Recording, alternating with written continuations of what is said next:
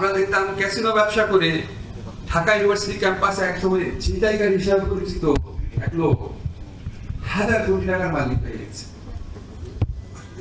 আমরা দেখতাম একটা বেহায়া প্রধানমন্ত্রী তার পিয়ন 400 কোটি টাকার মালিক হয়েছে, এটা হাসতে হাসতে জাতির সামনে বলছে। আমরা টেলিভিশন চ্যানেলে প্রোগ্রাম করতে যেতাম, আওয়ামী লীগের কোনো নেতার সাথে দেখা হলে বলতো আপাতত আসলে কিছু করতে পারেন না, আমরা ছোট ভোটের জন্য। কি মানে ভোটের প্রতি কি মায়া, বোন চোর দেখুন কিছু করতে পারে না। আওয়ামী লীগের নেত্রী আমাদের বলতো, আপনাদের বলতো না, শুনে দেয় কখনো বোন করে, আসলে উনি করে না। আমরা বিভিন্ন জায়গায় আড্ডায় শুনতাম শেখ হাসিনার ক্যাশিয়ার কি, রেহানার ক্যাশিয়ার কি, সালমান কার ক্যাশিয়ার, জয়ের টাকা কার মাধ্যমে যায়, বড় কার টাকা রাখে। শুনলেন না? শুনেন নাই? যে আছেন একজন শুনেন নাই?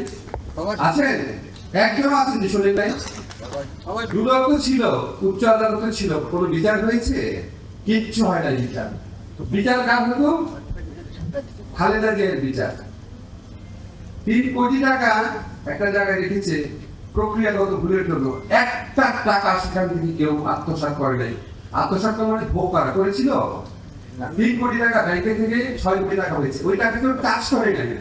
সেই জন্য 3 বারের সাবেক প্রধানমন্ত্রীকে 10 বছর জেল দিয়ে দিয়েছে এই দেশের দুদক বিচার বিভাগ মিলে। আর সেই চোর প্রধানমন্ত্রী যার পুরা পরিবার ছিল চোর, সে সারা দেশে বলে বেড়াতো পৃথিবীর টাকা নাকি খালেদা জিয়া। এই চোরের মুখের সামনে কেউ কোনো কথা বলতে পারতো না। দুদক তার দাসে পরিণত হয়েছিল, বিচার বিভাগ তার দাসে পরিণত হয়েছিল।